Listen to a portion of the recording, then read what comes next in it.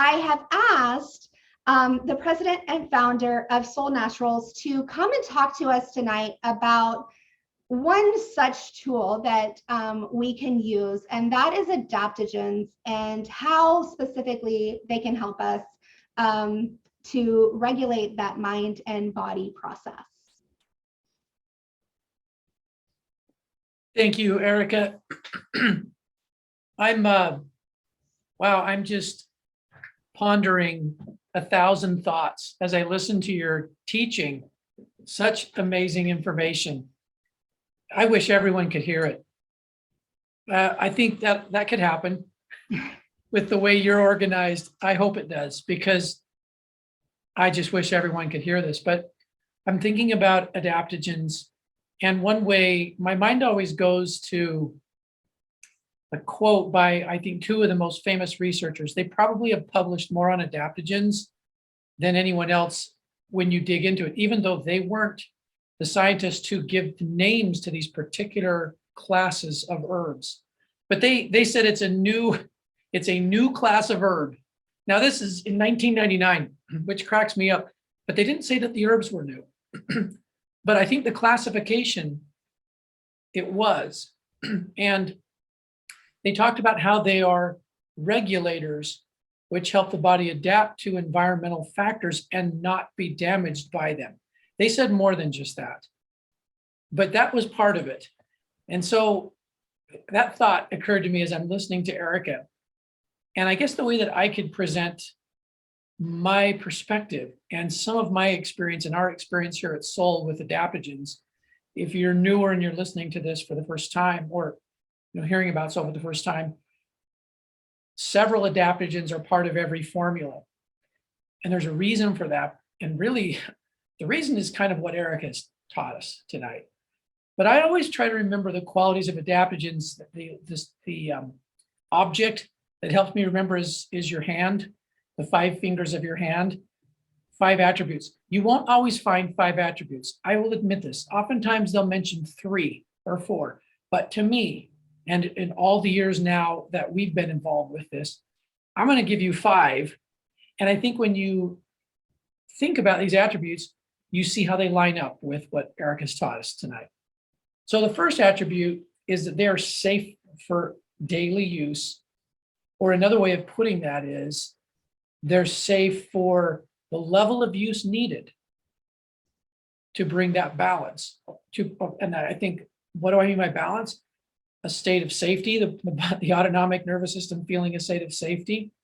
You could think of a number of ways to describe what that means, but for nutrition, especially dense nutrition, which you find in herbs, for that to be useful in all of our situations, our traumas are different.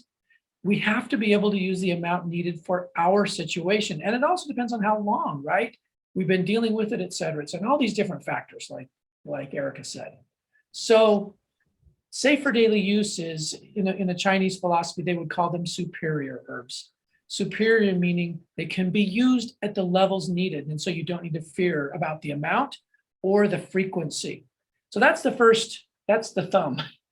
The second one is they all are energy regulators, is maybe, I'll put it this way, modulators, because they deal with cellular energy. Nothing that needs to happen in the body, from repairing, and I'm picking these points out of Erica's slides, to bring, everything requires energy. It requires this production at the cellular level of energy. And so a lot of people will refer to adaptogens as energetic herbs. They all have a common function. And so many of the scientific studies are on blood sugar management. It's one of the telltale signs of an adaptogen. Somewhere in the research, you'll see it normalizes blood sugar. Why? Because it's such a quick factor in terms of energy fluctuation, both emotional and physical. So the second point with adaptogens are they bring energy and stamina, but they are not stimulants. A stimulant hikes up the energy and then we take a dive. Adaptogens build up the energy and then are depleted as we use it and need it. And so that's the second point. The third point, they're immune system modulators. And I was looking at that in Erica's slides. Immune response, we could probably do 3 classes on it. How it's involved in this, in physical and emotional health, in any number of ways. If there are 100 gateways to balance in health, the immune system probably uses 99 of them. I don't know. It seems to be involved in so many different ways. And that is a great strength and one of the most defining characteristics of adaptogens. Whether it's overactive, not as often the case, but more nowadays than it used to be, or underactive, pretty commonly the case, adaptogens help modulate to a productive immune response. So that's the third one.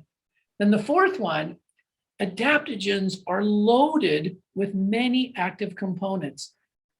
So again, looking at how complex it is, what we're talking about tonight, and the way we look at stress and manage it, process it, and grieve it, those are all big things. They require many different chemical components and nutrients. The way I like to look at it is just nutrients. I know some are famous and they're classified more nutrient, and this is a chemical, an active chemical. That's all, it's all, excuse me, it's all nutrient to me because the body, it's presented to the body from this plant. And rather than opposite nutrients, if you want to call it that, opposite actions canceling each other out, the body can pick and choose as needed, regardless of the side of imbalance, if you want to say it that way, or where we are along in this grief and trauma process. Are we just in panic still in accelerated motion trying to catch up and deal with it, or is it depleted? And are we, those are my oversimplified ways of looking at it.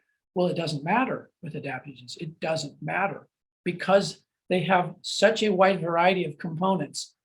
And the defining characteristic here is that these nutrients bolster either side of imbalance. Both sides of imbalance, and that's why they're so amazing. And then the fifth, so that's the fourth, many active components on either side of imbalance. And then the fifth one would just be this, I would say, heretofore not perfectly explained. I mean, Eric has said this before, there are a lot of things that scientists, we have inklings about, and we're learning more about it all the time, but it is not explained. A lot of studies will just simply say, it's not really clear why yet. Emotional stress and fatigue and the way we manage emotions improves with adaptogens. We just say, the way I put it in my simpler terminology, I guess, is just there's a direct correlation between nutrition from adaptogens and a better level of emotional feeling, a more positive and a stronger, more hopeful, more settled. That whole feeling of we need to feel safe, for the autonomic needs to feel safe so that these important things like digestion and repair and all these things that have to happen and really should happen on a daily basis, those are facilitated by adaptogens in a pretty amazing way. And so you'll find a lot of studies related to that, although science usually picks one thing out of that or a couple of things out of it, but they're all covered there with adaptogens. So I hope that makes some sense. When we look at adaptogens and kind of these 5 aspects, safe for daily use at any level, they're little energy generators where they help the body efficiently produce energy at a cellular level. They modulate immunity. They're quite diverse in their active components and can support either side of imbalance. And they have a direct effect in a positive way on mood. This is why they align so well with what Eric is teaching.